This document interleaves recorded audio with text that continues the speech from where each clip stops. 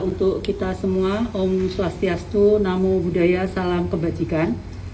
Yang saya hormati dan saya banggakan, rekan-rekan wartawan, pada siang hari ini kita bertemu kembali pada hari Senin tanggal 11 Juli 2022. Informasi yang pertama akan kami sampaikan terkait dengan gangguan Kamtibmas pada tanggal 9 Juli tahun 2022.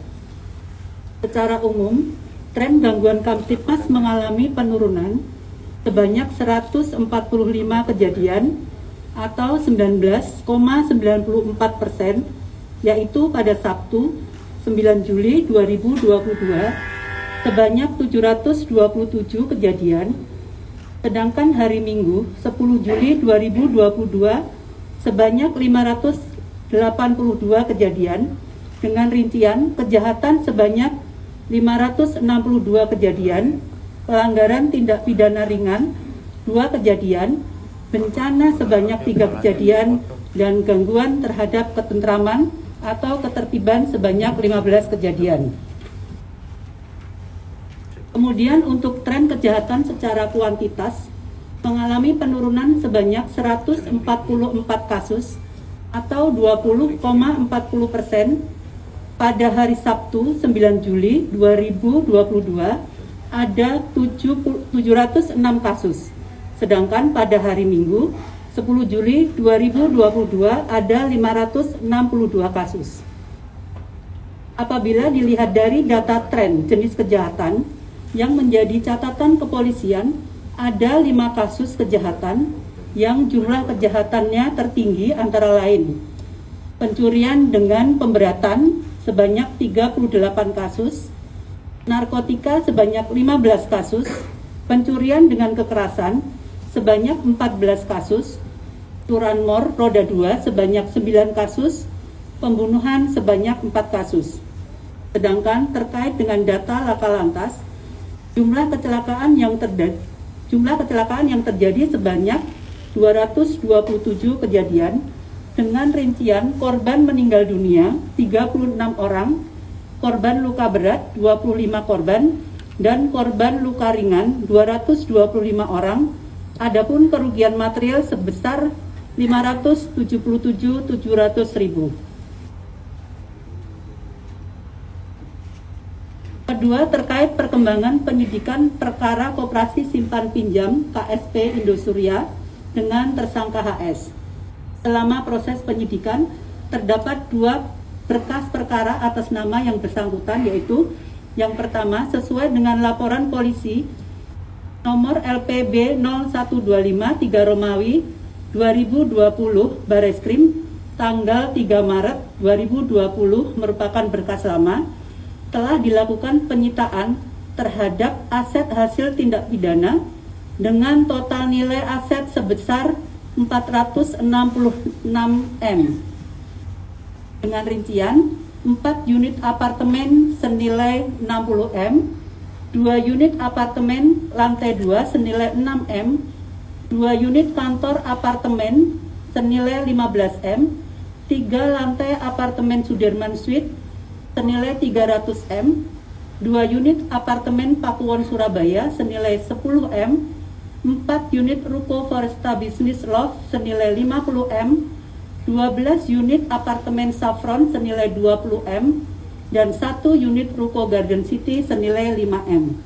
Saat ini laporan polisi tersebut sedang dalam proses melengkapi berkas perkara dan berkoordinasi dengan jaksa penuntut umum. Selanjutnya, terkait dengan laporan polisi nomor LPB 0204 4 Romawi 2022 SPKT Bareskrim Polri tanggal 27 April 2022 yang merupakan berkas baru, pelapor A, korban Hendra Kusuma Karnoto dan kawan-kawan sebanyak 165 orang dengan nilai total kerugian 800 M. SP Sidik 5436 Romawi, Res 26 2022, Ditti Pideksus tanggal 30 Juni 2022, SP Gas 5446 Romawi, Kepres 26/2022 Tipideksus tanggal 30 Juni 2022. Tersangka HS selaku pendiri dan Ketua KSP Indosuria 2012-2016 serta pengendali 2016-2020 patut diduga telah melakukan tindak pidana penipuan dan penggelapan dengan cara menghimpun dana nasabah melalui marketing dengan bunga keuntungan tinggi yaitu 8-11%. Namun, setelah dana nasabah terkumpul digunakan untuk kepentingan pribadi dan perusahaannya, sehingga pada saat jatuh tempo tidak dapat dicairkan atau gagal bayar. Kemudian, berdasarkan alat bukti keterangan saksi serta petunjuk yang diperoleh dalam proses penyidikan, maka saudara HS telah ditetapkan sebagai tersangka dan dilakukan upaya paksa berupa penangkapan pada hari Kamis tanggal 7 Juli 2022 dan telah dilakukan upaya penahanan selama 20 hari terhitung mulai tanggal 8 Juli 2022 sampai dengan tanggal 27 Juli 2022 di rumah tahanan Bareskrim Polri. Adapun pasal yang disangkakan kepada tersangka HS yaitu pasal 378 KUHP dan atau pasal 372 KUHP dan pasal 3, pasal 4, pasal 5, pasal 6, Yunto pasal 10 Undang-Undang Nomor 8 Tahun 2010 tentang pencegahan dan pemberantasan TPPU dengan ancaman pidana penjara paling lama 20 tahun dan denda paling banyak 10 miliar rupiah. Rencana selanjutnya, penyidik akan meminta keterangan saksi-saksi dan saksi ahli, penyitaan barang bukti lain hasil kejahatan, menyelesaikan proses pemberkasan serta koordinasi dengan JPU. Selanjutnya ketiga, terkait dengan perkembangan penyalahgunaan dana di Yayasan ACT Aksi Cepat Tanggap. Sampai saat ini ada 4 orang saksi yang telah dimintai keterangannya. Kemudian rencananya akan dilaksanakan gelar perkara untuk menentukan apakah sudah cukup atau tidak untuk menaikkan status perkara menjadi ke tingkat penyidikan, serta melakukan audit keuangan dari 2 sumber pendanaan yang dikelola oleh ACT oleh akuntan publik, yakni yang pertama, pengelolaan dana CSR kepada 68 ahli waris korban kecelakaan pesawat Lion Air Boeing JT610 yang terjadi pada tanggal 18 Oktober 2018 senilai 2 miliar lebih untuk tiap korbannya dengan total 138 miliar rupiah.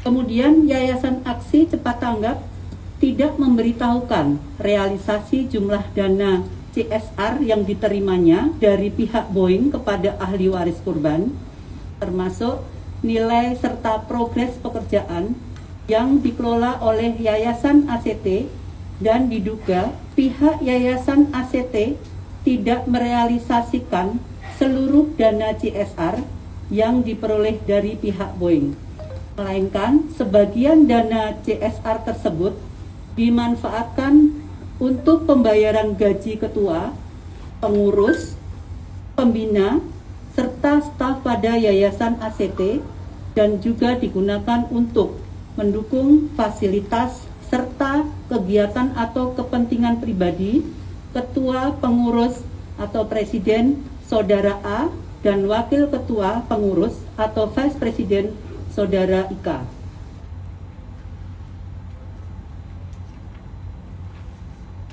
Selanjutnya, dana donasi dari berbagai pihak dengan jumlah senilai 60 miliar rupiah setiap bulannya Dana donasi dari masyarakat diantaranya bersumber dari donasi masyarakat umum, donasi kemitraan, perusahaan nasional dan internasional, donasi institusi atau kelembagaan non-korporasi dalam negeri maupun internasional, donasi dari komunitas dan donasi dari anggota lembaga.